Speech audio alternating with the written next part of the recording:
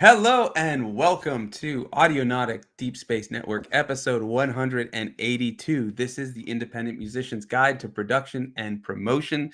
And this week we are talking about new gear. There was a ton of new gear in the last week, maybe 2 weeks, if you include the Electron. The Akai MPC Live 3 came out of supposedly nowhere, though there were a lot of leaks coming out before then. But also the Electron. What was the one from Electron called, Curtis? Was it Tonewerk? Yeah, that one. That looked pretty cool. And then what we're talking about today, the TR-1000 Rhythm Creator. This looks cool. A bit of a combination of the old school TR-808, 909 type of stuff, and then the ACB type of things that Roland has been doing a lot, the digital side of things. So we're going to talk all about that. And then in the round robin, we're going to talk about hardware and whether innovation has stifled or if things are still being innovated with hardware. My name is Sunwarper, and he finished drinking. I was going to say, when he finishes drinking, also with me today is Curtis. What's going on? Cool, man. Yeah, it's cool. It's been a long week. I haven't touched the synths or Ableton really for a whole week. It's been quite nice in a way. That's cool. Freeing, huh? Yeah, I mean, I'm getting into story writing and working out what happens next. I was going to say, is that for music or story writing, like for a story? Well, they come hand in hand with me, don't they? Well, I meant like a novel or something. Oh no. I just need to kind of work out what Curtis is going to do next after this. So that usually comes with video games. So, Talos 2. Have you played the Talos Principle? I've heard of it. I was gonna say Fallout 76 got a new update, so maybe being the Fallout lover you are, have you played 76 at all? I've played bits and bobs. It's such a different game than it was. It's crazy how much they've updated it, and all for, I mean, if you've bought it for free, or I guess on Game Pass too. Pretty crazy. But what else have you been playing? It's mainly in Talos Principle 2, but then a bit of cool. What is it called? FTL. Do you know FTL? Yes, I have that on my iPad. Yeah, it's a lot of fun. So those two together. How does that go with writing? Are you like taking influence from the game, or is it just to take your mind off of thinking or something, and then you're just like, oh, this idea, and you jot it down? It's a bit of both. I think it's the space travel. For example, with FTL, you've got the space travel, and you've got the way that you've got the different civilizations, or you've got the different kind of aliens interacting with each other, warring with each other, discussing with each other. It's primitive, but it is somewhat kind of RPG and turn-based. So that kind of creates a bit of inspiration. And then within the Talos Principle 2, that's just a new one, but that's just, I don't know, if it's a very different world, and so it's very good for escapism and just to kind of think of new things where I haven't gone before. Essentially, you cool. as a philosophy major, you would love the Talos Principle. What is it on? Is it PC? It's on PC. I think you could probably get it on consoles now. It's pretty big, but it's it's very kind of rooted in particularly Western philosophy and that dichotomy and that kind of ways of thinking, and what is consciousness and stuff like that. You would lap it up. Interesting. It looks like it's on Mac and iOS and Xbox. Okay, I'll have to check it out. At least the first one is. I don't know about 2, but if you the second one is relatively new. It came out about a month ago, I think. Okay. First one's a bit like Portal. You ever play Portal? Yes, very much so. It's a bit like, it's a puzzle game. I haven't got far enough in for the second one to kind of make a commentary on it, but first one's very much we're talking about Talos Principle server channel. It's very much a puzzle game.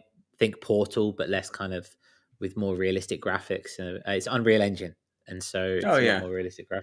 And you are this kind of AI robot running through these tests, and there's this god from on high throwing questions at you, that kind of thing. You'd love it. That's crazy. You'd love it.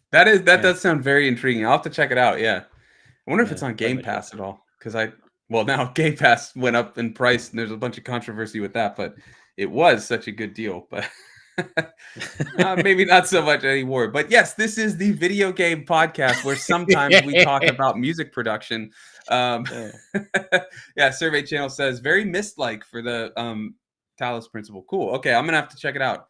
That sounds cool. All right, so that's what you've been up to. You've been so you haven't touched you don't do, let me formulate my thought here. So when you're working on the storytelling and the world building, you're not actually in the music first. You're like playing and going, oh, you think first your story, and then you go to the next step, which is making the music that fits the story. Is that what I'm gathering? In a way, I think it's another dimension to what it's doing, right? It's like I'm not very well versed. I'm not very good at creating inspiration for myself in that regard, and so it's just another way. It's like, what are these creatives doing, and what stories are they telling, and what are they what stories are they telling that I haven't really thought about? That's kind of where it comes from, and because Interesting. it's different. It's different from music, and it's sent completely removed from all of that over there. It's a separate part of the brain. It's different time, so I can kind of let go. I'm because of the album coming out in a few weeks. I'm very like, as we you know what it's like. You're very much in that process. You're in that place. So I've been Hmm. trying to take myself away from that place to get a better view. Cool. That's Yeah, exciting. it is exciting. How about you, my friend? Haven't heard from much of you from this week. What's going on? Yeah, I was finishing the masters for you, and then haven't had a lot of time to work on music. I've been listening to the new Thrice album a lot. It just came out, and it is really good. Like a Mhm. really interesting combination of some of their heavier stuff, and then their really experimental stuff. From they did one album. It's actually 4 EPs called the Alchemy Index, and there's a lot of like similarities there, but the song structure in this new album is very fast paced. Like, Mhm. as I've been writing a lot right now, I've been really listening critically to a lot of music and stuff, and it's very interesting how the songs, they don't meander. Like the verse goes right into the chorus and this and that. It's interesting. It's like, and a lot of the songs are like 3 minutes, 4 minutes, not 5 minutes or 4 to 5. They're like a little bit shorter. It's interesting. Been listening to that a lot. Not a lot of guitar. I've been working. So my album's going to come out in the next couple of months. So I've been working on a couple of ways to like announce and release it. There's going to be something, I'm just doing something kind of different, and so I've been learning a few things that I need to do, like with, I guess, coding and things like that, and some video editing stuff to do what I'm imagining. So that's been taking up the brunt of my time. I haven't really done much music besides just my member streams, making beats and stuff, and then I think I'm going to do some uh record flips with the PO33, that little, yeah, the little PO33, because that's a fun one. So yeah, that's pretty much what I've been up to. How is it taking a minute away? Because I mean, we know we've been talking. I mean, in your world right now, kind of jonesing for whatever windows of time you have. Being in your position. How is it having a different I don't know, a different outlook or a different way where you have the time that you have got, you're spending it differently. Yeah, it's weird. It's weird because I typically want to always be making some kind of like progress in my Hmm. music, right? And then I watch or listen to like older things of mine, and I'm like, do I even do that stuff anymore? Like when I was editing a Circuit Tracks video, I saw some old Circuit Tracks and SP live set I did where I was doing this like crazy combination of those two. But I do. That's just always my imposter syndrome wanting to creep in, right? And be like, are you doing like the things you used to do, or have you like lost a step or something? But no, that's, it's different phases to do different things. Like I just wrote that whole album in 2 or 3 months, like, doing very exploratory and experimental things with weird time signatures and things I haven't done in probably 5 or 6, maybe even 8 years, like with these very strange time signatures and blending those together and stuff. So yeah, I think what I'm learning from it is you need to just kind of go with the phases. And Hmm. there's always the thing too, if you're really concerned that you're going to forget certain things, muscle memory is a real thing. So when you start getting back into whatever it is, it clicks back pretty quick, even if it's been quite a while. Yeah, for sure. I mean, it's cool to hear because I know that we all struggle with this to a certain degree. This notion of we must be doing, we must be creating, we must be working or stepping towards the next kind of big thing. Um, but like you say, you've just written an album. You can experiment for a little while. You can take a step back. You can kind of not even a step back, but it's like you can take a A you can sidestep. breathe for a second. Yeah, a side step. You can breathe. You can do these things. Um, it's like yeah, you know, um, it's it's all part of the cause, right? You can never really. It's interesting that you say the word lost, and I say that when I'm doing the inverted commas in that regard because we can't do that, right? Like we're always moving we're always moving and we're always learning, we're always growing. And even if we find ourselves on the back foot for whatever reason, we've still got all that experience that's come from before. So Hmm. it might feel like we're taking a step back, or it might feel like we've lost something. But then there's that notion of everything that's come before is still real and still valid. And if anything, all it's doing is just waiting to be utilized to bolster your existing position. Yeah. Does that make any sense? You know what I No, mean? totally. Because then when you see that old stuff, you're like, "Oh, wait a second." If you did forget it, you're like, "I can do that." Like I was kind of teasing the new album in this post I did for Bandcamp Friday, where I combined this little snippet of one of the new songs into the Future Fade track. So it was like I did each album art as like a carousel, and for the Future Mhm. Fade one, it would glitch out and kind of show a little bit of the album art for the next one. The album art you did, that's awesome. And I would put this little melody or motif from that new song over or under, but audibly heard in that. And I did it in Final Cut, right? There's no grid, but I was like, you just like see and feel, and you're putting together like, oh, and just it's really interesting to kind of in that way see where you've been, what you're doing, and just like they're not in the same time signature, but I figured out a way just from where I'm at right now and working with all of these crazy time signatures. Oh, how can I blend those together? And I think you're right. Like looking back when I watched that old Circuit Tracks video, I was like, oh yeah, I guess with the circuit, I could do that because I just haven't been using the circuit besides for this one video I'm working on. And I'm like, yeah, maybe that is something at some point I can work in, even though I do not want to go back to the circuit sometimes. We got a lot of chat though. Anything else you want to add before I get to the chat?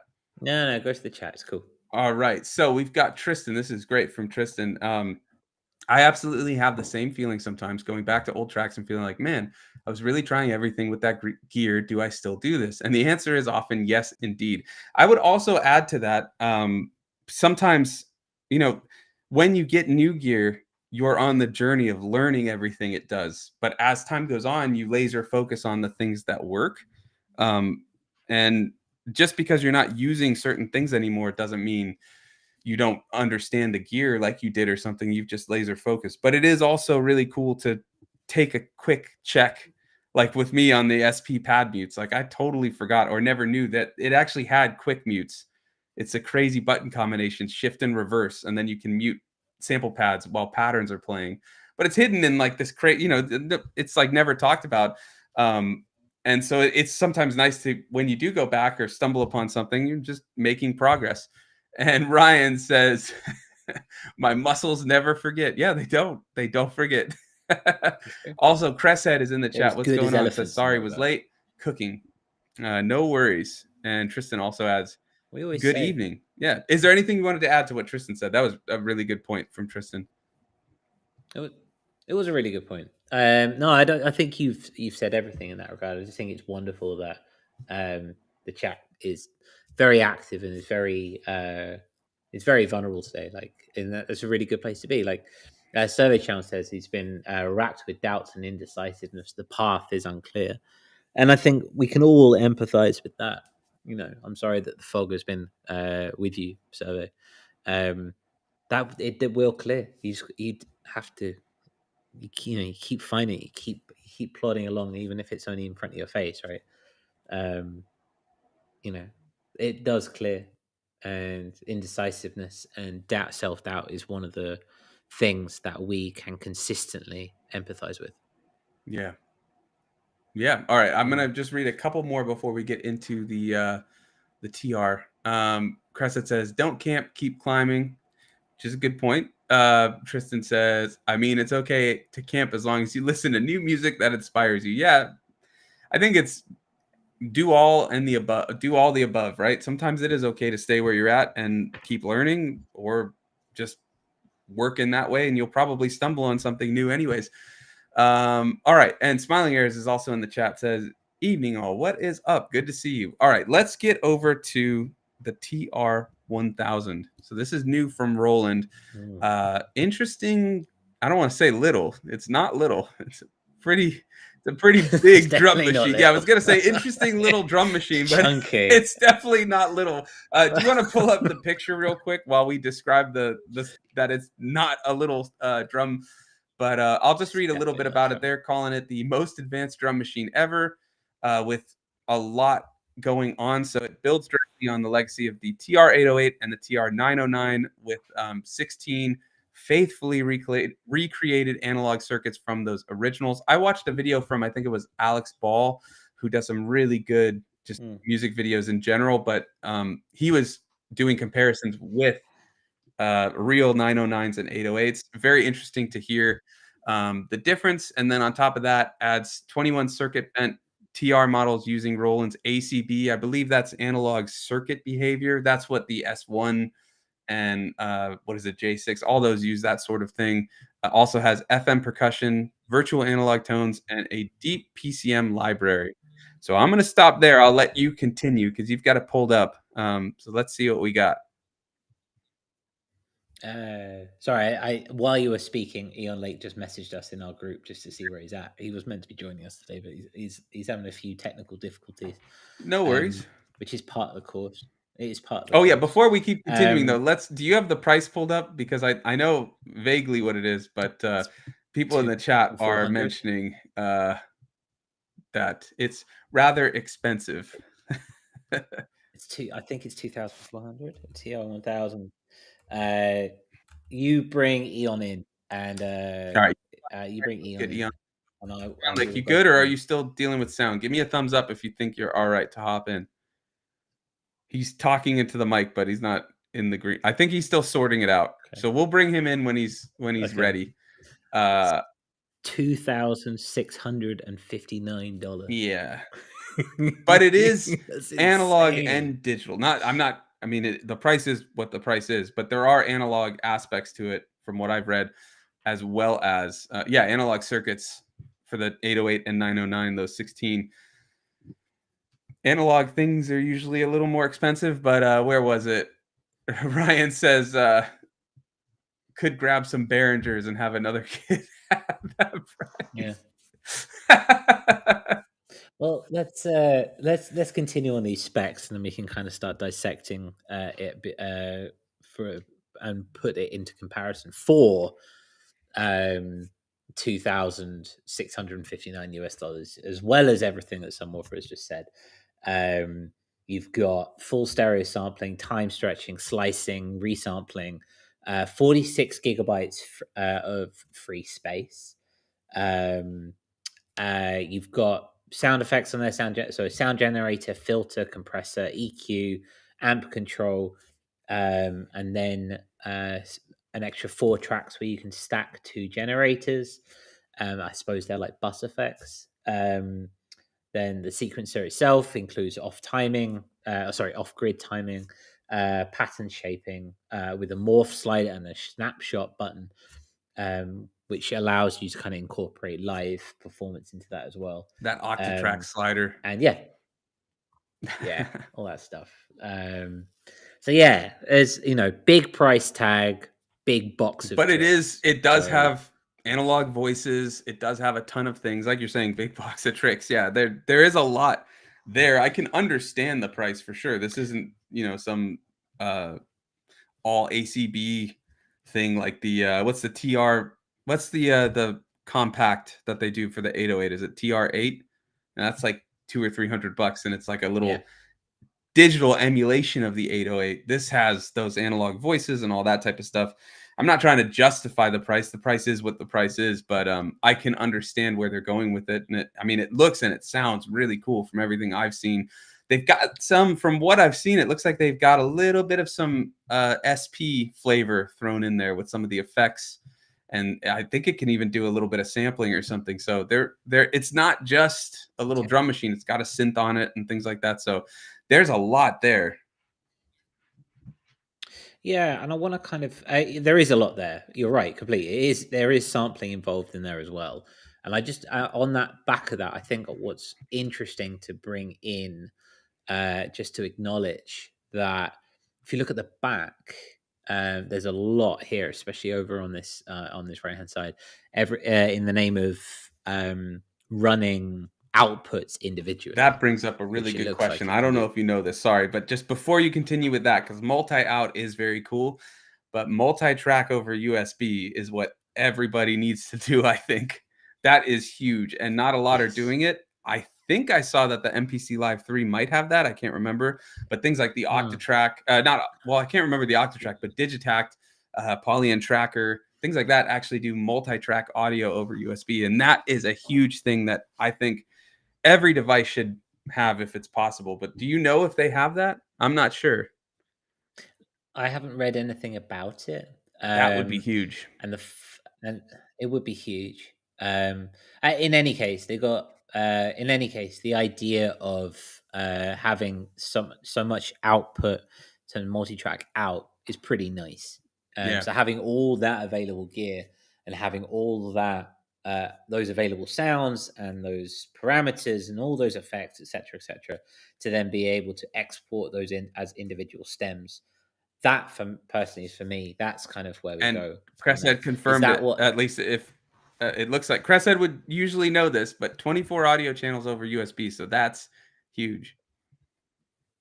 So that's in this. That's I believe what they're saying, if I'm reading it right.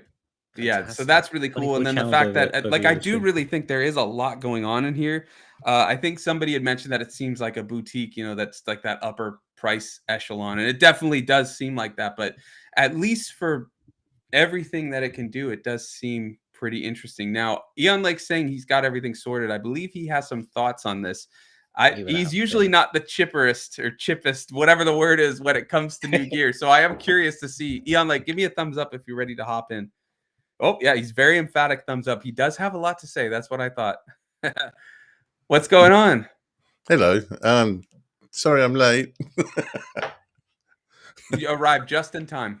What's going on? The wizard arrives just on time. Yeah. Exactly, yeah. Not much. Just the usual stuff. But I've been looking at this thing with some interest, not because I plan to get one, but because it is pretty interesting, really, isn't it? They've gone all in. And it's not often. I mean, last time I was on, we were talking about the new offering from Electron, which was, a bit eye-watering. It's not often things come along to make it look cheap, but here you go. I like them too. Sorry, but just right after that, the MPC Live 3 was announced, and it's, I think, like 15 or 1600 or something, right? Like, yeah, it's definitely less than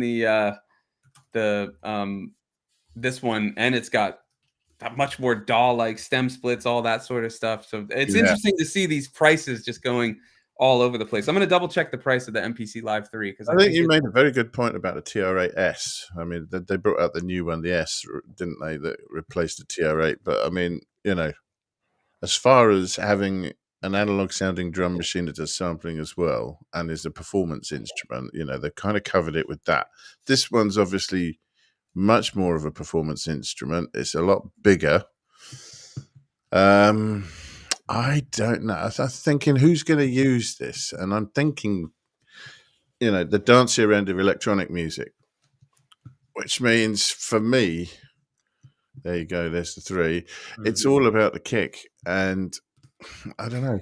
I don't know that the effect... That's a t-shirt right there. It's all about the kick. I don't know that the effects that they've got on this are everything that I would want to model a modern, hard-hitting dance kick. Really, I think compression is something, and limiting is something that you really do need to employ to some degree to get something sounding tough or hard, or to shape transients. So, I mean, this doesn't preclude it, right? You can take the sound out of the box, you can manipulate it, you can resample it in or transfer it back in as an audio file, whatever. So, it's not a showstopper.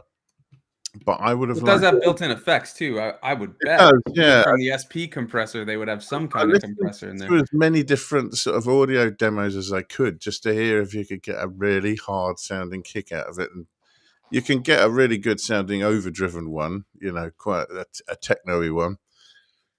But still, it still sounds a little vintage to me, really. I mean, modern music has a lot more, the ability to sculpt the sound has come along so far that, you have to have a box that will do sampling if you want to have a full range of drum sounds.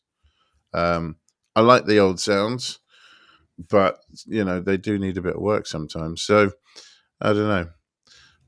Smiling Arrows is saying it doesn't have compression. That's from what you were saying, I think, because you said it needs compression. It does have compression put in it, yeah. But also, when I'm building a kick, I don't know about you, I use things like Kick 2 a lot, which has multiple elements about limiting the low end, about adding a click to the top of it, and about sculpting the waveform both from a pitch envelope point of view and from a loudness envelope point of view. So there's a hell of a lot of control there, and there's layering going on that you're not going to be doing in this. I mean, it has compressors in, but I mean, it's going to be like the 404 compressors as far as I can. Which is the best thing in the world. So, I mean, there you go. Well, that's all you need. I see that more as a glue compressor rather than a limiter. And it does a great job of gluing. Maybe try the 303 compressor and put it to 100 and see what that's doing. That thing's crazy, man. And put another compressor after that, and you'll just be like, whoa. But I do want to say we did discuss the perfect form, the perfect platonic form of a kick. We discussed that last week. Supposedly, I forget who it was, but it might have been Creshead was saying it's just sampling a what's that? What is it? Digestive biscuit or whatever it's called, Curtis? What was that we were talking about? Oh, digestive biscuit. It's a deep cut from last week. Remember, someone was saying they just crack one of those and sample it. And that's their kick. So that's the greatest kick. That's all you need. Okay. Who needs compression, I guess, when you have one of those? Well, yeah. I mean, the other thing I was thinking about was storage, because I mean, this doesn't seem too tight on storage, and it does have a USB port. But as far as I can tell, you need to actually import sounds off your disk to use them.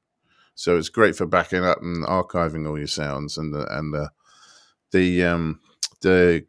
web interface for your laptop looks pretty usable for getting things on and off it. But I don't know. Their apps are pretty good, coming at least from the P6 and the SP. I got something like 120 gig on my SP404 because of a flash card. It's just, why don't these huge units have huge storage? I mean, it looks like the sort of thing that belongs in a recording studio. I don't know if you'd want to take it on the road. Dave Mills at that price. With this. That's when you sample it into the P6, and then you just use the P6 for 270 or whatever. That. I don't see everyone wanting to take it on the road, although it does look pretty tank-like. And yeah, they put a lot of emphasis on it being a performance instrument, and it's got legs, I think, as far as that's concerned. I'm going to be honest with you. I think it looks awesome. I really all the like sampler it. stuff with it, the effects. I honestly, that build is very different from current Roland. That look. It's very kind of Electron-like. It's funny that the P6 has a very Electron workflow with the step sequencer. Yeah. And then now this, I mean, they're total polar ends of the price range. Funny you should say that, because I mean, you could get a few Electron devices for the price of this, couldn't you? Maybe 2. Yeah. Yeah. And the TR-1000 is about round about quarter of the price. Yeah. I think the price is probably the biggest stopping point, but it does look pretty cool. There's a lot on that thing. I'd love one. Although if I had the money, I'd feel guilty spending that amount of money on one of these. Well, if you've got 2,700, if you've got 2,700, I think there's more you can buy for that. Yeah, I'd create a Digitac 4 with 2 Digitacs. Right. Yeah, just combine them, right? But it is. I mean, it does bring up what you said, Ian. It brings up an interesting point. It's like, okay, so it's got everything. It's got all the bells and whistles. It's got all the outs. It's got USB. multi-tracking. You know, it's a tank. It's got all the sounds, both vintage and the idea of looking forward. And it's every time I hear it, every time I hear every demonstration that's come down, I'm hearing the same drums and the same sounds that have been in tracks for years now. Because everyone loves the 909 and the 808. Well, I do too, but I don't like them as they are. No, I you like gotta them, muck, you gotta muck around with them. repitched. Yeah. Well, I think that's why they put those effects in there. Layered, yeah. That's why they're there. Yeah. And often what I'll do is if I get a track where I think the kick really, worked out well, I'll sample it. But I do want to add something too, because do all that work. I do want to add something, because I will say a lot of demos go for what people or what they think people want to hear, right? And the one of the big things is that it's got a analog TR-808 and 909 in there, right? You know, the actual analog voicings of this and stuff like that. That being said, there's a whole other range of things in there that either people who got demo units didn't get time to explore because of, the timeline. I don't know. But there's things like that. It's got FM synthesis. It's got the ACB type of stuff. So there's a lot more in there that we may not be hearing in these demos. So I'm not saying it's not fair, right, but there is a lot there. And look at the SP404, and I know that's not a drum machine or something, but they add updates to it. Any company, but also you see, as users get the hang of its workflow of any device, new things are done with it and stuff like that. So, I think it's going to be a historic piece of kit. Definitely. I think some people are going to embrace it with open arms, and it would be very interesting to see what people do with it. And I do think it needs to get through quite a few pairs of hands for you to really appreciate what it's capable of, because I think what I've heard so far has been quite generic, and that makes you kind of think that maybe that's what you get out of the box. But I don't know. I wouldn't be surprised if you could push it in some different directions and get something a bit more different out of it. But sample slicing and playback looks a right laugh on it. There's a lot to enjoy, and faders for sounds. It works so well if you are playing live. It's a lot easier to.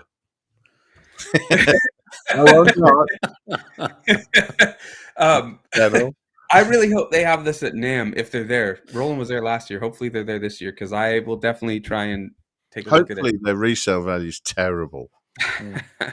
Pick one up cheap, but yeah, it's very interesting. I like what they're trying to do with it. It's just If you had a studio, I think you're right. It would definitely it'd be definitely something to have there for clients to muck around with. It's very boutique in that notion. I will probably never be able to afford it. Does this mean 909s will be going into skips again? Well, if that's the case, if that's a great thing, I'd love. In a way, they do replace it, don't they? I mean, if you run in the studio, you go, I could save some space here, if not money. Well, doesn't I mean, no matter what your thoughts are on it, but doesn't Behringer have like a RD9, right? That does like the 909, and then there's also the previous boutique iteration of the I don't think I have there was the TR-08 or whatever, not the TR-8, but there's the 08 and the 09 or whatever from Roland. Those the ACB. They're not the size of the IRA compacts, but they're a little bit bigger. I have the 808 one, but there was that too. And I think they stopped making those a while ago, but I have the 808 one, but I always wanted to get that 909 one. I think this goes a bit beyond Groovebox into more like Octatrack sort of territory, really, doesn't it? With its capability and its synthesis capability. That's kind of unusual, isn't it? I think it's innovative for all it throws in, even if it's not doing much like new beyond that, I suppose. Yeah, I would want to live with it a bit and see exactly what it's capable of and how well it is. Well, I'm sure by next week you can tell us. No. But it looks pretty simple to use. It looks, kind of ergonomic in the way that you do things. It's fairly intuitive in that sense. I think Survey Channel riles it up pretty well. It comes down to workflow at the end of the day, and I think again that comes back down to what you were saying about the sounds inside and the malleability of the sounds. And yeah, I think everyone's fair in the chat saying that I think you're right, Sam Walker. This notion of it's been out for a week or so. Most people have gone through the 808 and the 909 because they're probably That's what you're supposed to do, right? Right? Yeah, exactly. But I think it comes down to workflow. I know at least for my Curtis project, I like to do drums in a certain way, and I like to layer my drums, and I like to move and mesh around and stuff. And drums have always been something that's been in the box, right? And everything else has been outside the box in that regard. Maybe for a different project, that'd be a different thing. Hello, buddy. But I think it comes down to workflow, and I think it comes down to how you're synthesizing your beats in that regard. And I think that's kind of a cool question moving forward. Yeah. We have to crack on. We'd have to, if you want to continue this discussion, it'd be a good idea to potentially go and have a look at the Discord community, which Eon Lake is going to hide behind for He'll a do couple it. of Yeah, minutes. After everything, he's trying to hide in shame as he orders a TR-1000. He muted his mic so it can click the keyboard. Exactly. I'd be in trouble if I did that, I tell you. Yes. So this I would love for this conversation to continue in the Discord. Where we want to move across the community corner before some more has to drop. So we're going to leave this one here. But if you have any more thoughts, if you have started playing around, or if you've got any further ideas, which upon listening to this show or listening back have formulated, please take it down to the Discord. The QR code and the links in the description are up to date as of shooting. They will be out of date by next week, so you can always message Sunwalker or I, and we can send you a link. Yeah, or you can and real quick, I want to add one thing. If you want to comment after this video ends, or if you're watching on Spotify after it airs, you can do comments on there. Of the 3 big announcements that came out in the last couple of weeks, the Electron, I can never pronounce. Is it Tonverk? Yeah, that one. The Akai MPC Live 3, or this, or none. If you're sticking with what you have, which are you planning to get?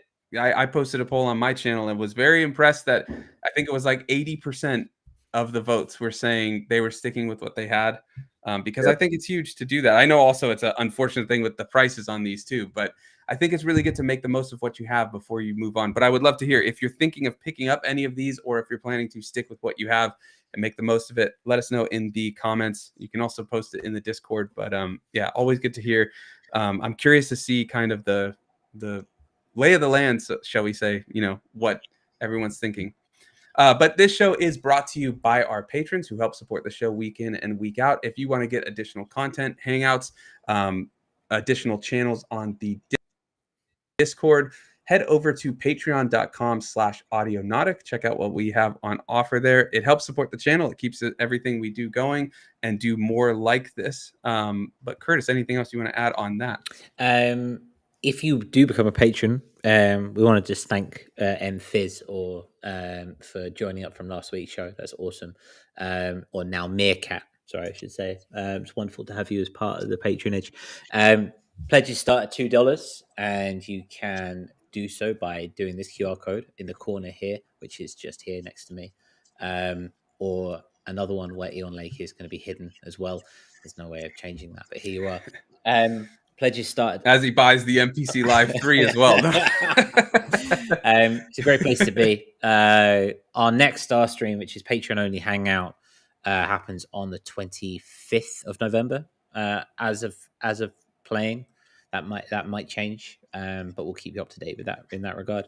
It's a great place to be. It's full of safety, full of love, and support for each other's sounds and where people are at in their journey. So if your path is foggy, to just allude to what Survey Channel said, it's a great place to be in that regard. There, so Eon Lake can be seen. I moved that over. That's what we need. So we're watching you type, Eon Lake. Absolutely. Buying the trifecta, the MPC, the TR-1000. Just get a loan, Exactly. All right. Well, unfortunately, I'm going to have to go. I got to go teach. But you guys can move over to the community corner, and then I really wanted to talk about the innovation, but I'll try and post something in the Discord. But always awesome to hang out with you, and Ian, like you'll take my place and could talk about. I'm sure knowing you probably think similarly, just grumpier. Usually, yeah, it's just a bit more clickbaity, me. There we go. Well, that's good. We could use it. I can go with that. All right, guys. Well, it's great seeing you, chat. Awesome hanging out with you. Last thing, FCC, one of our patrons, what's going on? Says, I've been thinking about buying a drum machine. This does tick all the boxes, but that price. Would much prefer. Oh, I'm with you on this. Would much prefer a Profit 5 for that money, though. Yeah, You'd feel like you spent it better, wouldn't you?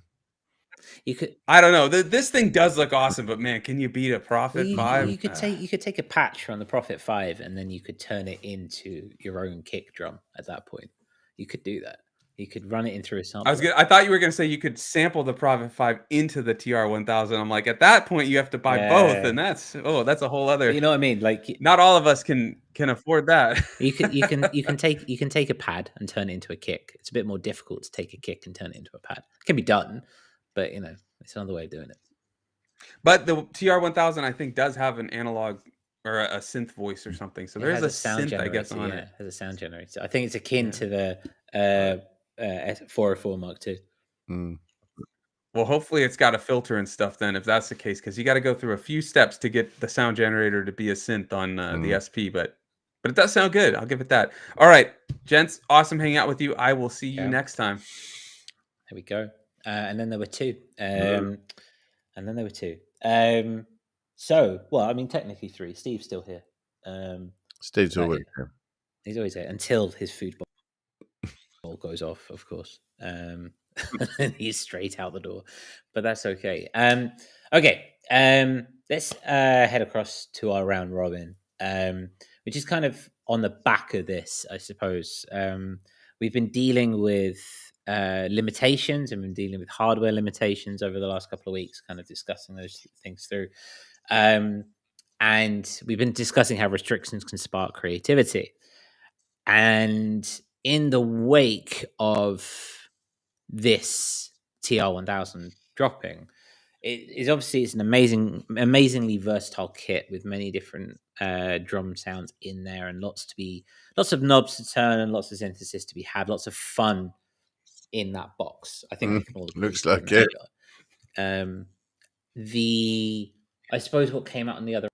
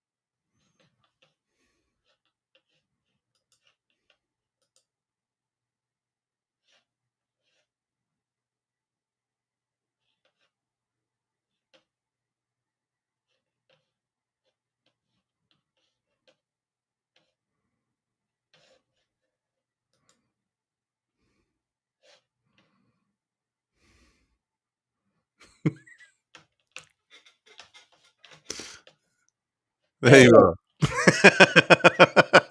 was that alone for a couple of minutes. Wow, it's going to be one of those days, is it?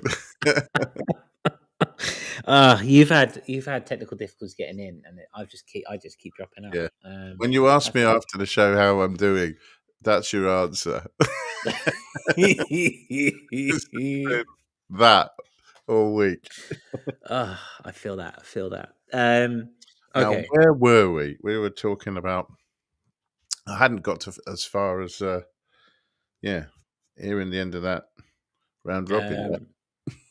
So I see survey channels in the chat, which is awesome. Survey, we'll get you in. I'll introduce this and then we'll get in. So that's wonderful. That's amazing. Yes, we were talking about hardware limitations, and we were talking about the idea that can be a good thing. Then this came out, and this got me thinking. This idea of innovation, creativity, and ideas. And the TR-1000 looks like a pretty cool piece of gear. it does seem at the same time, for better for worse, that there is a lot of kind of harking back to the notions of the 808 and the 909, these very old school, innovative in their own time, but now more traditional notions of drum sounds. And I'm wondering the extent to which we're losing a sense of innovation, and we're losing a sense of creativity and dynamism within our pieces of hardware in the modern day, in the name of playing on people's nostalgia. You know what I mean? Yeah, and I think there's a lot of emphasis. I don't know. It's a very market-driven culture, so there's a lot of emphasis placed on, well, I'm not going to buy anything else unless you've done something truly wacky this time. But at the same time, I think there's a limitation as to the amount of inspiration a single piece of gear is going to give you. It's about, I think, the potentials of sound and how you can generate it. And frankly, you don't need any hardware at all.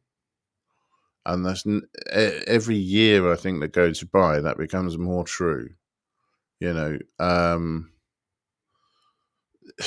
last synth I got was a wavetable synth, because I don't have any wavetable synths.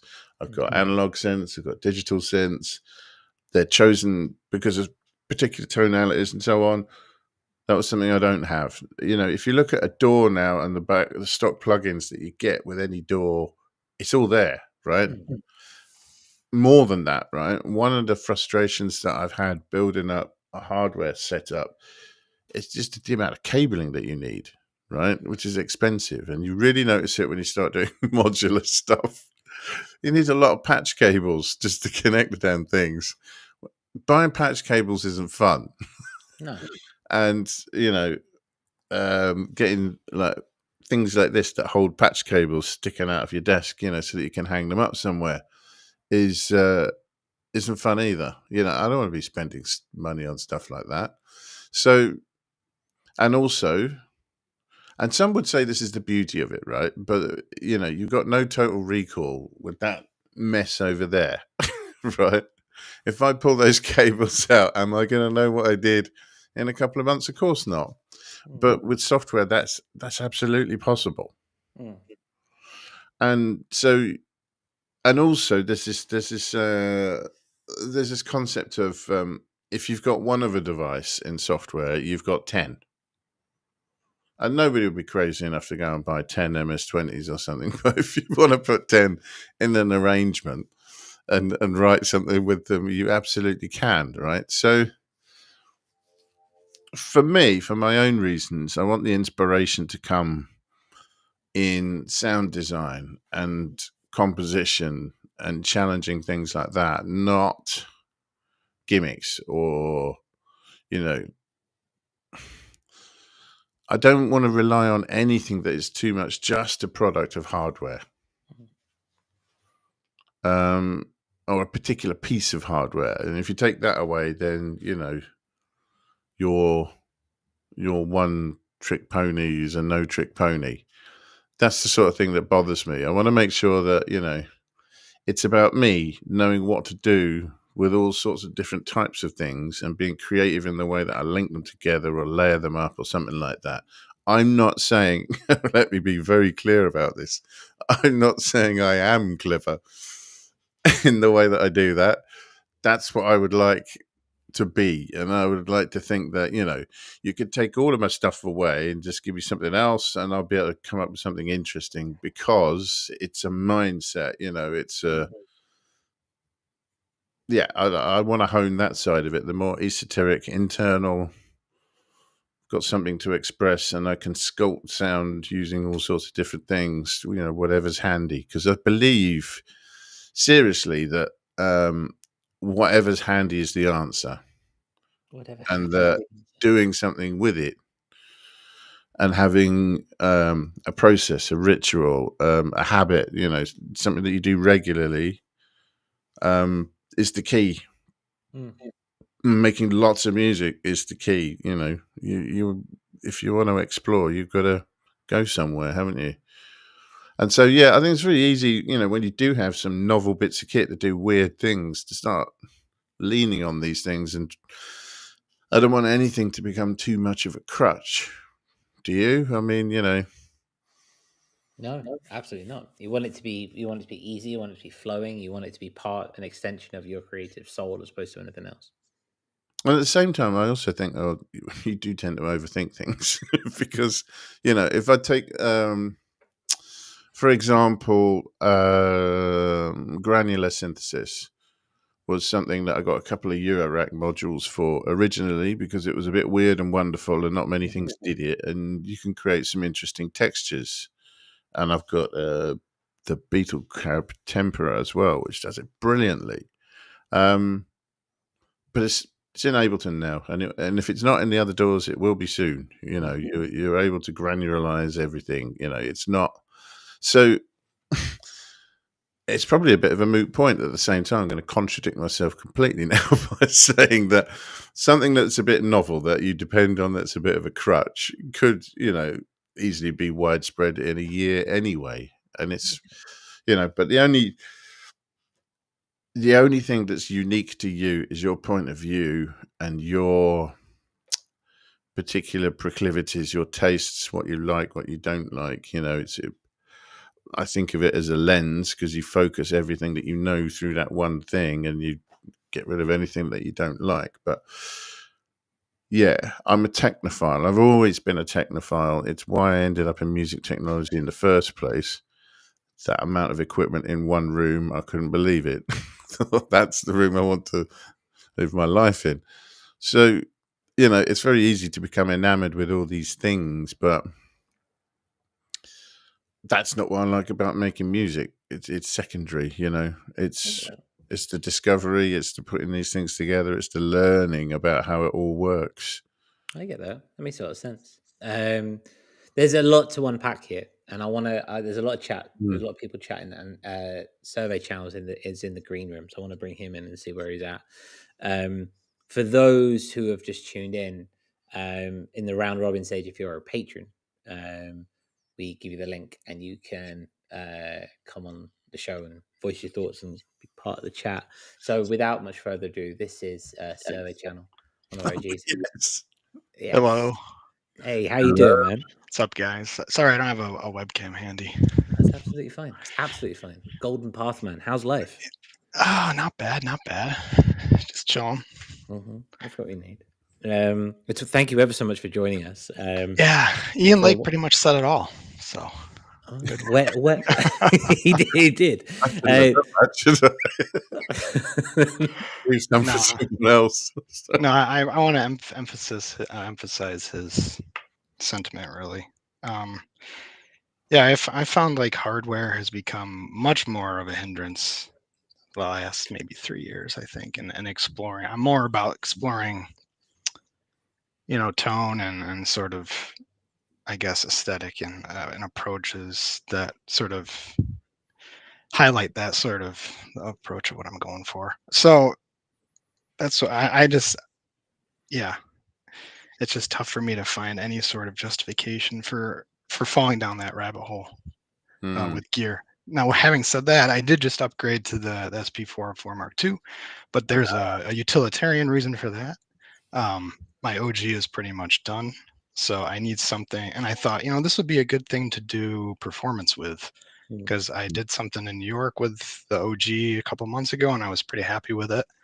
So I'm looking forward to having that. But yeah, I think overall, exploring different sounds and approaches, it's too much when you have to rely on a piece of hardware and you have to put that money in, right? And that space, that physical space it occupies, and that sort of like, oh shit, I spent $2,000 on this. I got to use it. So, yeah, absolutely. I felt compelled to say that. I thank you for sharing it. I mean, it's very fair. Like there's we see these things as investments, right? If you're into music technology or if you're into music production, we can and have to, in a way, justify the time and the money and the effort we spend on these things as investments, right? And if you make an investment, you are kind of expecting to get some sort of ROI, whatever that ROI might be. And And Yeah, I was tired of looking at it like that. You know what I mean? And I like put too Right. much pressure on Right, how I was exactly. doing things.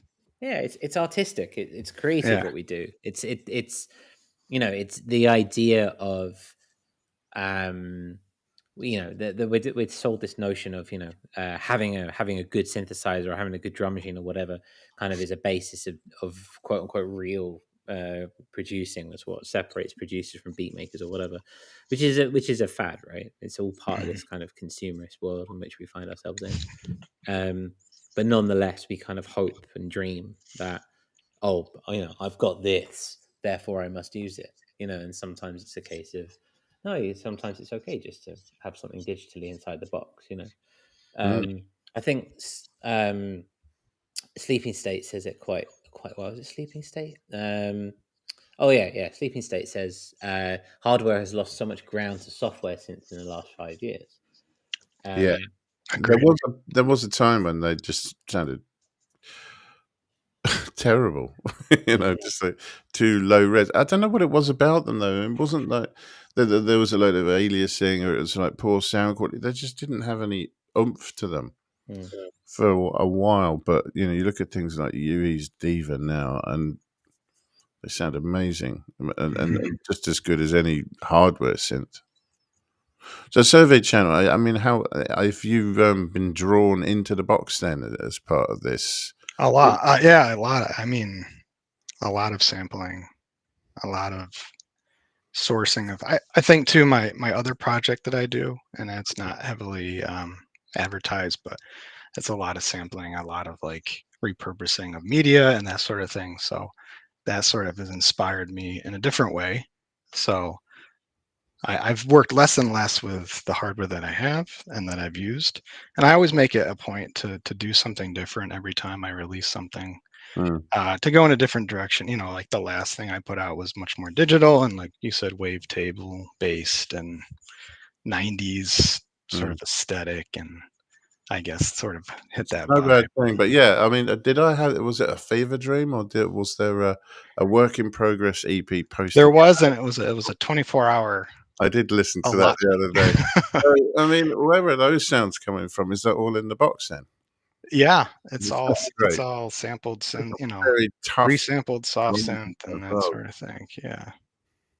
So I guess Well, if I'm manipulating sound, it's quickest in the door, definitely. yeah. Because it's the one especially with constant. It's always there, isn't it? Your kit comes and goes, but you've always been using some sort of DAW to record it or sequence it, haven't you? So it's kind of the thing And you know then best. I think too, like I have my 4-track cassette, and I'm like, oh, does it make sense to run it out and then into the tape and back in? Not really. I mean, so I don't really make music that way anymore. I mean, it's cool for effect. And like I said, I'm looking at it from an aesthetic standpoint too, but I can do that as well in the DAW. So do you have plugins that you use to add sort of coloration in a similar way? Yeah. And I still will utilize like tape and that sort of stuff in various ways, but I don't know. Maybe it's laziness too. Like I got this, I kind of refigured my setup and have everything plugged in, but it's like I don't have my synthesizers out. I don't have that kind of stuff going. And it's a whole thing to get that back in. I have pedals that I don't have hooked up. So, when inspiration hits, I want to be there. I want to do it. I don't want to fumble with cables and setting things up and resetting things up and taking down. It's fair. That's fair. I'm not sure if that's laziness. I think that's the notion of knowing what you does want. Feel lazy though, doesn't it? And like your point you said earlier, Curtis, about drums specifically, for me, it's like I feel way more comfortable programming and editing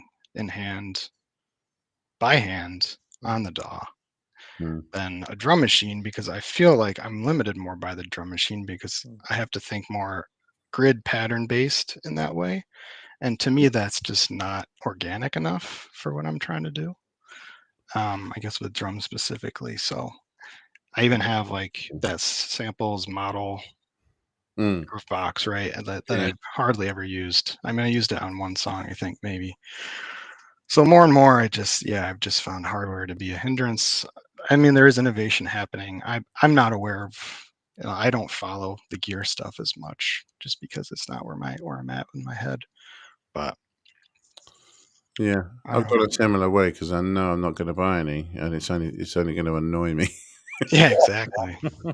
It's a distraction, and I'd like to be more prolific. I mean, the thing is, these days it's almost, and I can see why this has happened, but it's almost considered a crime to be sat at a computer making music. And I tried to move away from it because it doesn't work for me. But I have come to realize that there are certain tasks that, yeah, I could do this in a sampler, and it's so much easier in a DAW. I can do it in seconds. Why would I take it out of there into something else, mess around with it, only to probably, bring it back in again? Right. And take longer to do it, and it doesn't make any sense. And the DAW is it's not really like an instrument, but I mean, it's such a quick tool for doing things that It's a brain. sometimes you just want to get onto the next bit, rather than be slowed down. Yeah. I think. Sorry, Survey. Go ahead. No, you go ahead. I was just gonna say something. Go for it. I think it's fair in that regard. Absolutely. I think if you know your DAW in and out, and it is such a powerful machine, and there's always been that separation of with the evolution, I suppose, of tape decks going into digital recording, going into DAWs, that kind of thing. It's always been considered a recording device first and foremost, and it's separation. It's not how the music is made, and then in the modern world where you've got people are trying to reduce their screen time and trying to rely on different things, and I think because of the endless possibilities, it's created such a diverse array of sounds and genres and listenability and stuff like that there is just this anchor still onto these physical devices which sit there and do a certain job well, and I wonder if there's an elitism in that, and I wonder if there's a notion of especially in the visual world, right, where if you look at my screen, the majority of my screen is a door and a wardrobe, right, and then down here you've got my cat stuff, which is not aesthetic, right? It's not like part of the producer. You see producers and they have these big lit studios with all these walls of gear and stuff like that. I've got a Behringer Crave and an old MacBook here, and I wonder if there's an aesthetic that comes with that as well, and there's the notions of it looks cool. I'm thinking about Ben Burma, he's a relatively good musician, in a lot of ways. He's very flashy and very aesthetically pleasing in that regard. Does that make any sense whatsoever? Oh yeah, absolutely. I mean, it is tied to like content creation to me, like that sort of perspective. Yeah. Of, like I'm collecting these things. I'm not. I don't know. I shouldn't generalize, but like I'm better than you. I have these things, but are people really utilizing them? I'd be curious to know that. Like obviously, a professional musician or producer who has a studio is probably having those things come into play. But there's sort of a cynicism to it that I sort of don't ascribe to as well. So it's very easy to look the part, but exactly. Really, ultimately, it's about what comes out, really, isn't it? Yeah, exactly. I think in my old job that I used to work in before I worked at the theatre, I used to work in a studio for a company making underscore for Czech TV, right? And it's a big, fully kitted out studio. There's gear all up the walls. It's all treated. It's lovely. There's flashing lights and LEDs everywhere and stuff like that, and all this gear. And we did everything 100% inside the DAW. And none of the gear that we had was plugged in. None of it turned on. None of it was there, but it looked cool. And I just remember feeling very disheartened. Yeah, that's kind of sad. It is sad. And I mean, it's great to sit and get inspiration and play around with these things as well. But if you don't use it, you don't need it. Surely, just kind of, and there's nothing wrong with not needing it at all. There's plenty of people who work absolutely 100% inside the box, and that's great. I've got I've got an entire EP on the way, which is completely inside the box. There's nothing wrong with that whatsoever. It's quick. And maybe that's why these companies are relying on these vintage sounds and these vintage ideas more and more. I don't know, but it's an interesting place in which we find ourselves, where the idea is buy more gear, buy more gear, buy more gear, buy more gear. But it's a Juno remake, or it's an 808 remake, or it's a 909 remake, or it's something of this, or it's something like that, or it's something from before. You know what I mean? And nothing. Yeah, but I think at the same time, what you're seeing is more hybrid devices.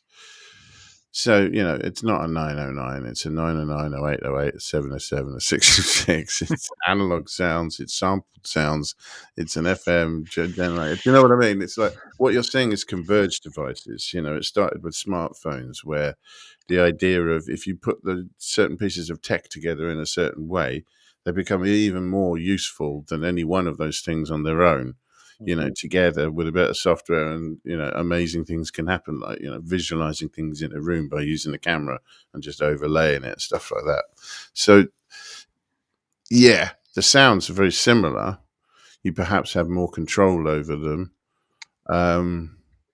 Connectivity seems to be more of a thing now. When you look at the 1000 and the MIDI ports are also DIN sync capable.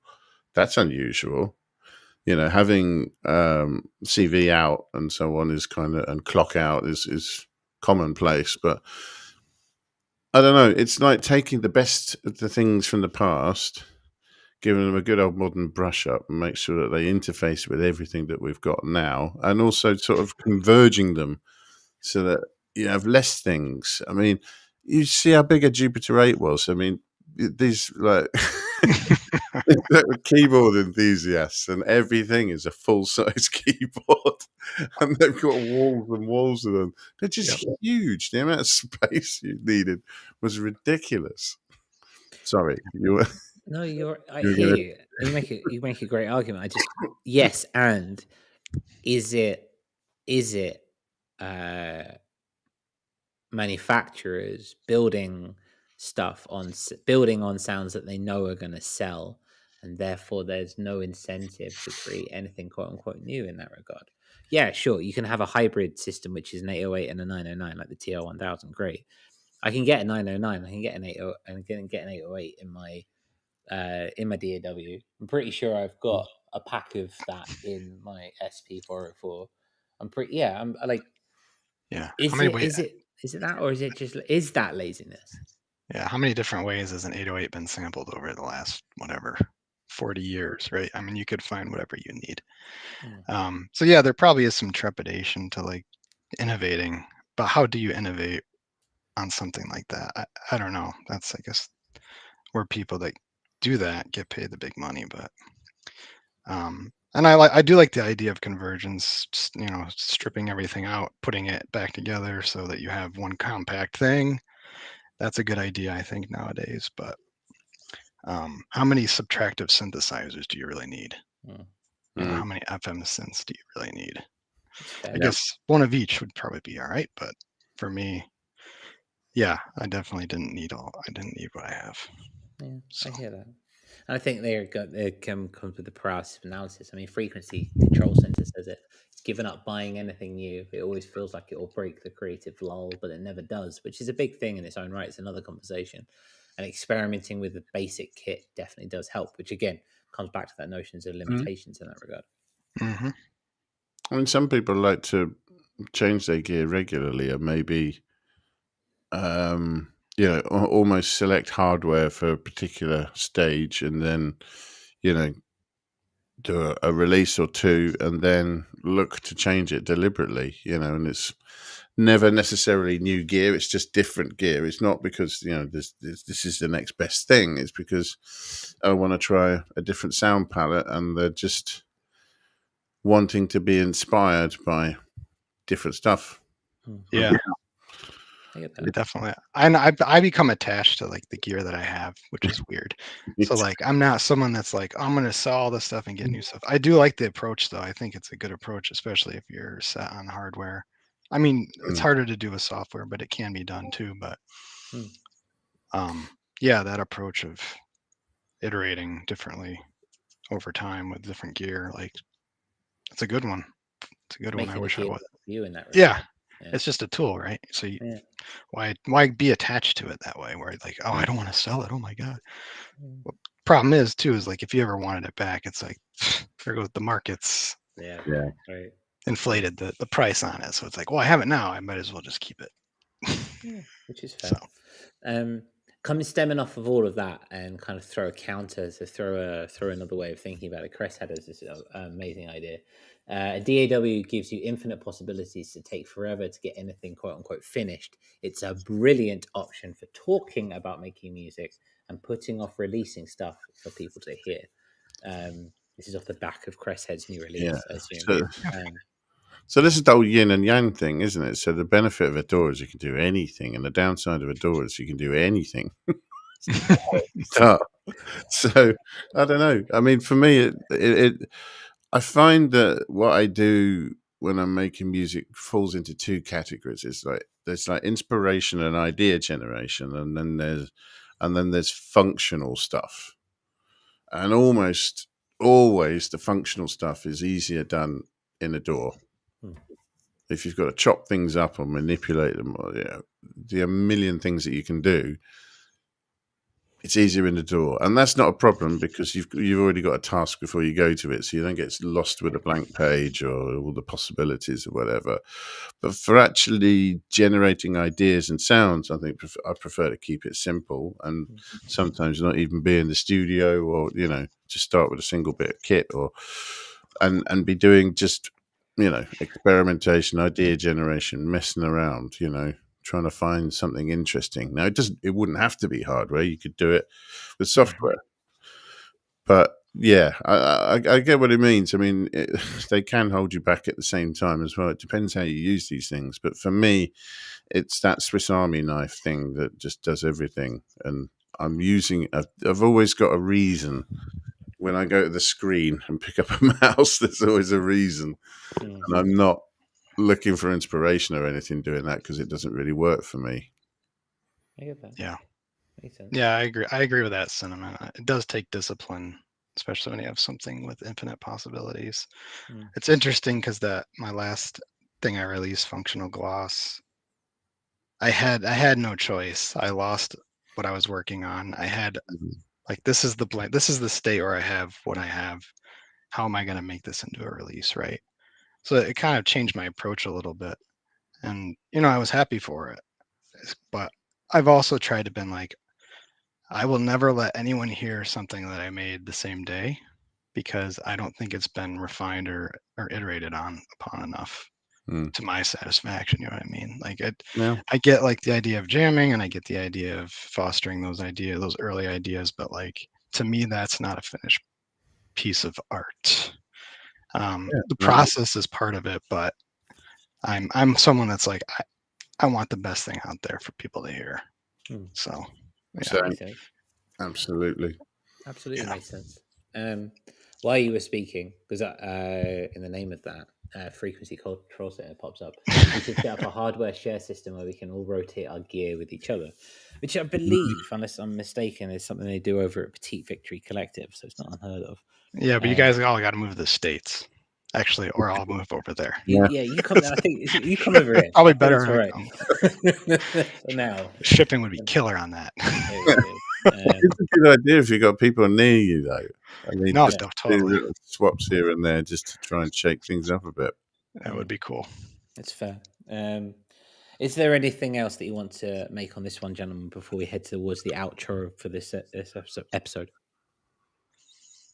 No, I felt inspired to come on and chat about this specifically because, like I said, I've been very indecisive and such lately with stuff, and I got stuff cooking, but it's been like a week since I've worked on it, and I'm like, oh, maybe that's not the right thing. That's not the right way. So, is that a gauge for you? That the drawer of the work in progress? Yeah, I think it is. I think I'm in the phase where it's like, okay, I made something that I like. Now I'm like questioning it, right? And then eventually I'll get back to it and I'll just flesh it out more, and then we're on our way. So yeah, I think it's a good gauge for me. I look forward to it. I can empathize with the indecisiveness. I think it's something we all struggle with. Maybe it's worth having a collective meditation on it. Because I think, you know, it's times like these, I've often found the ideas and the thoughts of the community have really kind of set me off in a certain direction. Yeah. I just gotta stop listening to Future Sound of London too. So please, someone stop me. Well, if you want through my library and Dead Cities came up. Oh, it's been a while. Life Forms as well. I used to love listening. Oh God, those two, the Life Forms and IDSM specifically. It's just been like, yeah, big time inspiration this time around for some. Just that whole idea of doing something just continuously, and I've been working at that for a couple years. Like I had an ambient thing that I've been working on. That's just a whole track basically that changes, but this is really much more. I love that idea. Yeah, so we'll see how it goes. I'll always stick with human imagery for me. The way just that kind of meanders through existence. Thank you. It's beautiful. If you want something a little bit different, this is something I've been listening to this week. Oh, that's Eon Lake. Oh, yeah. Oh, yeah. I like that guy. Yeah, I like. I mean, I like. I was looking at that. Yeah. Stone Anthem. Okay, I'm familiar. This. There we go. Let's do it that way. Wait, is this the? This is the young guy that released on Castles in Space, isn't it? Yeah. Yes.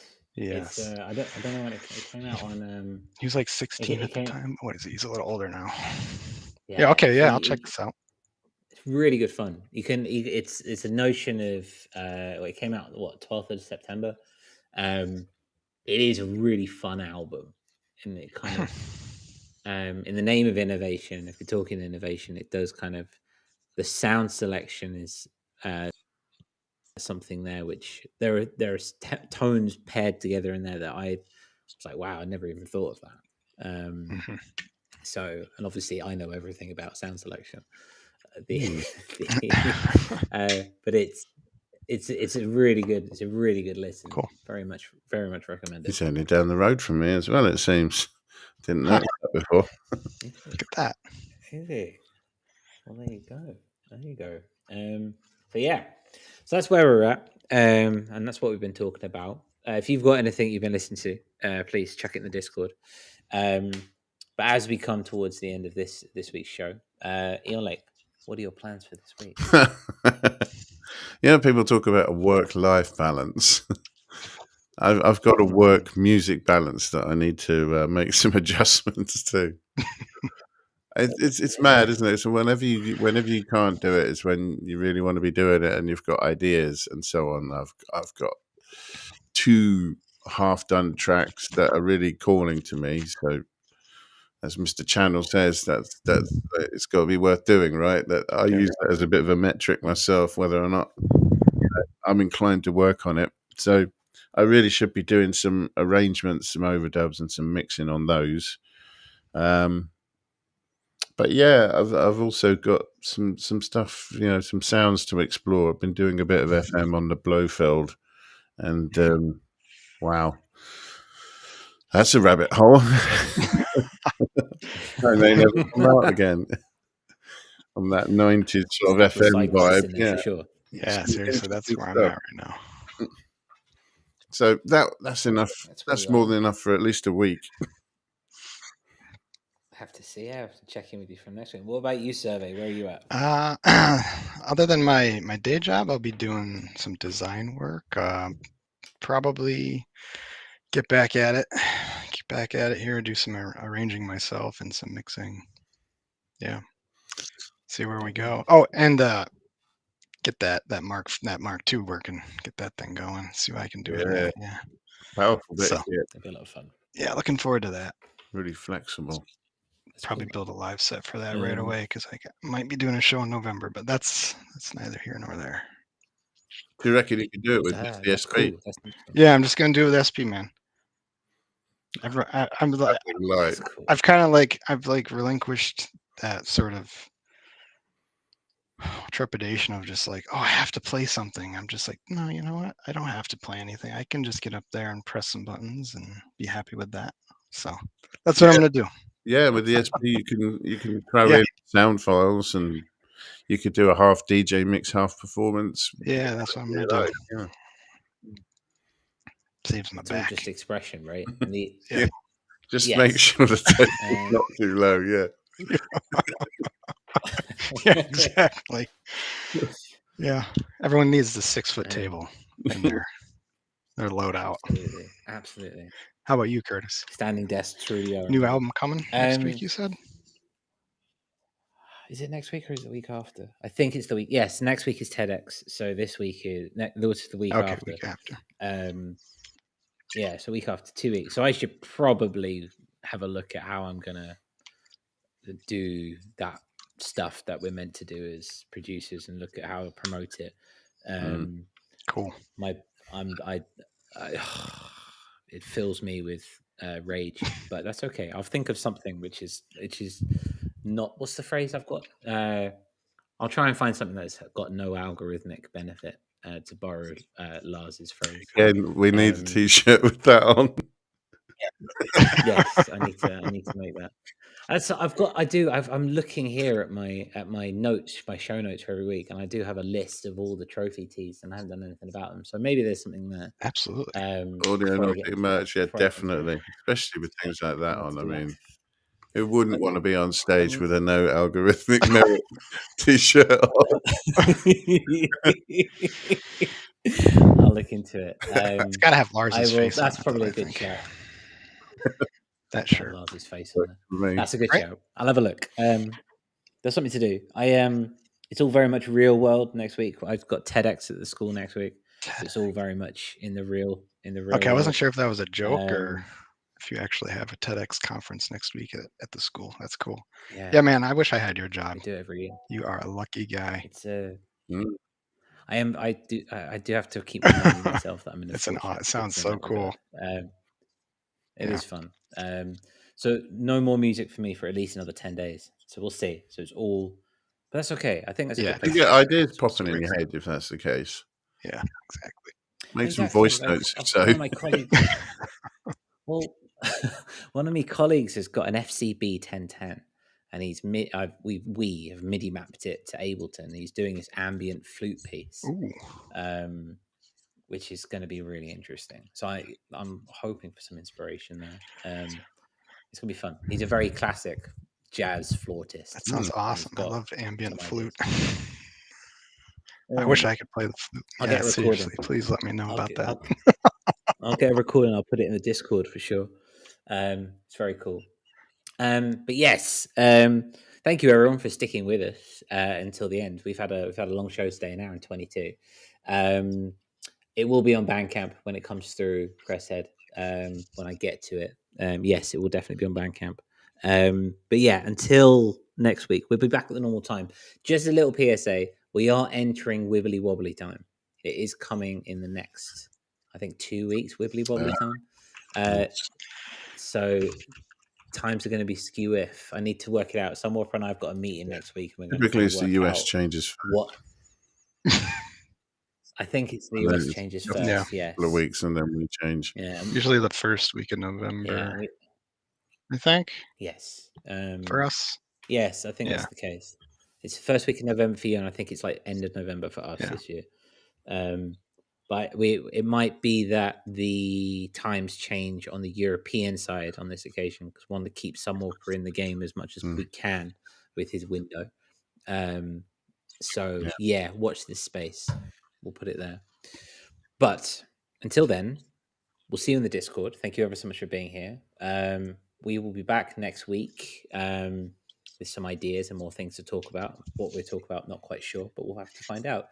Survey, it's been so awesome to sit and chat with you. Yeah, guys. I was one quick thing. I was going to join last weekend, but I was out of town and I was not in a state to chat. So I ended up being out of town as well. I wasn't. So I was like, I'm gonna hop on.